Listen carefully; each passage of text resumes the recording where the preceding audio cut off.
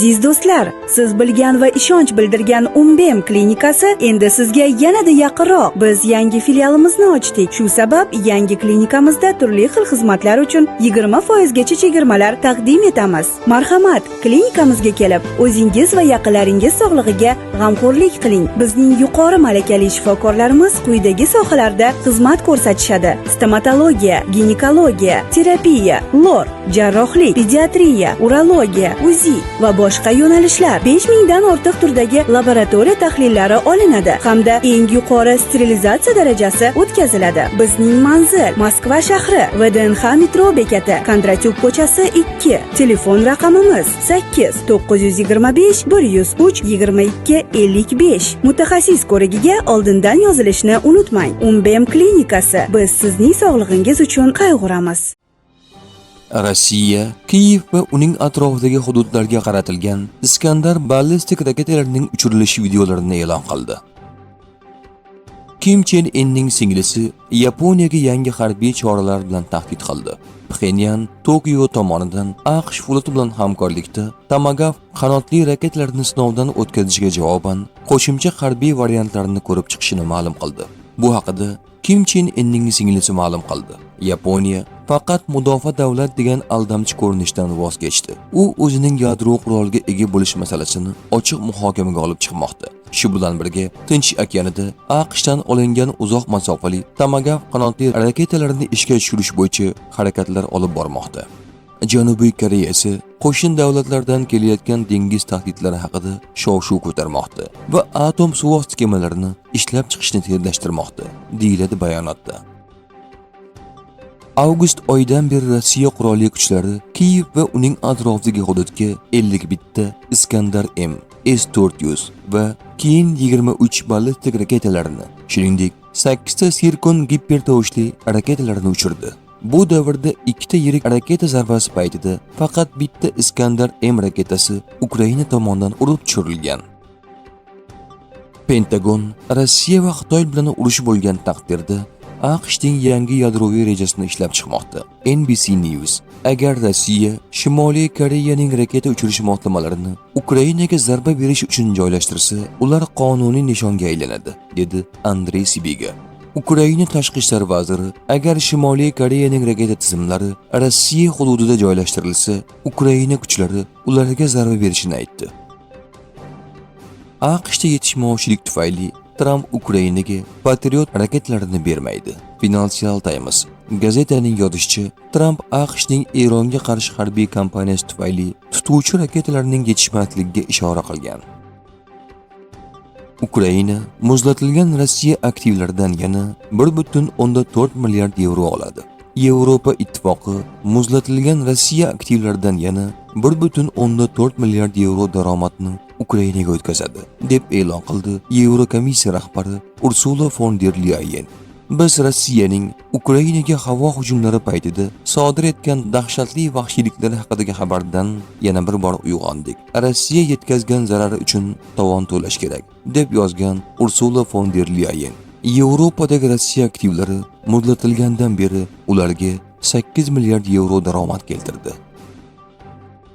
Vladimir Putin jinoyatchilarni armiyaga olishga ruxsat berdi.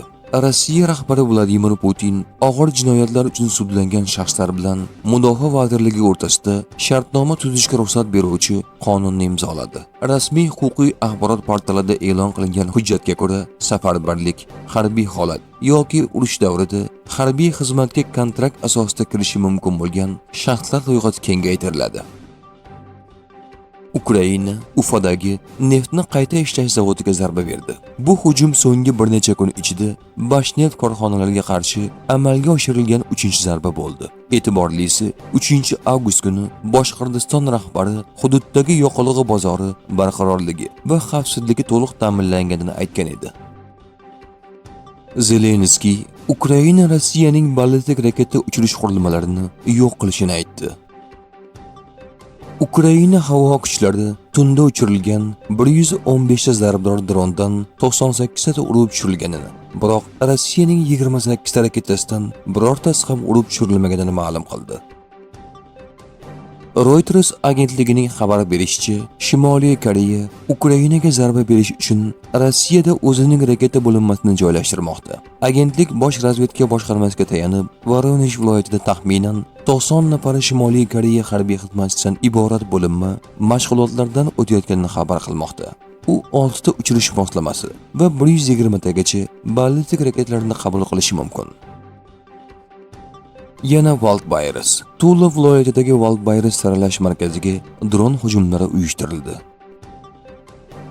Belarus rahbari Aleksandr Lukashenko dronlarga qarshi kuchli qurol yaratishga chaqirdi. Men hozir mana shu g'oya ustida o'ylayapman. Agar biror aqlli inson chiqib, kichik bir mamlakatda, Isroilda yoki Belarusda dronlar bilan kurashish tizimini, har qanday dronlarga qarshi tizimni yaratsa, tamom, dronlar uchmay qo'yadi, qulaydi, portlaydi va hokazo, dedi Belarus rahbari. AQSh Ukrainaga Patriot raketa tutib qoluvchilarini ishlab chiqarish uchun litsenziya berish bo'yicha muzokaralarni davom ettirmoqda. Reuters agentlik ma'lumotlariga ko'ra, ko'rib chiqilayotgan variantlardan biri sifatida Kiyevga raketalarning alohida komponentlarini mustaqil ravishda chiqarishga ruxsat berish va ularning yakuniy yig'ilishini Yevropaning boshqa mamlakatlaridagi korxonalarda amalga oshirishdir. Rossiyaning tungi hujumi oqibatida Kiyev viloyatida 14 kishi, poytaxtda 1 kishi halok bo'ldi. Ushbu tunda Kiyev viloyati yana eng fojiali dushman hujumlaridan birini boshdan kechirdi. Afsuski, Rossiya zarbasi 14 nafar tinch aholi vakilining umriga zomin bo'ldi, deya ma'lum qildi chorshanba ertalab viloyat harbiy ma'muriyati rahbari. Uning so'zlariga ko'ra, eng ko'p talofat Borovariy tumanida qayd etilib, u yerda 9 kishi halok bo'lgan. Bucha tumanida 4 nafar tinch aholi vakili, Fastov tumanida esa yana 1 kishi halok bo'ldi, deb xabar berdi u. So'nggi ma'lumotlarga ko'ra, ushbu 3 ta tumanda 22 kishi tan jarohati olgan. Rossiya Mudofaa vazirligi poytaxt va Kiyev viloyatlariga raketalar hamda dronlar bilan yalpi zarbalar berilganini tasdiqlab, nishon transport logistika va tarqatish markazlari bo'lganligini ma'lum qildi. Litva o'z hududida Ukraina dronlarini ishlab chiqarishni yo'lga qo'ymoqchi, dedi mamlakat mudofaa vaziri. Tashabbus may oyida Kiyev va Vilnius tomonidan mudofaa sanoatida hamkorlik qilish to'g'risidagi imzolangan kelishuv doirasida qo'shma investitsiyalar hisobidan amalga oshiriladi. Dronlar Ukrainadan sotib olingan texnologiyalardan foydalangan holda Litvada ishlab chiqariladi. Vazir shuningdek, ushbu loyiha ikki mamlakat uchun ham manfaatli bo'lishini ta'kidladi.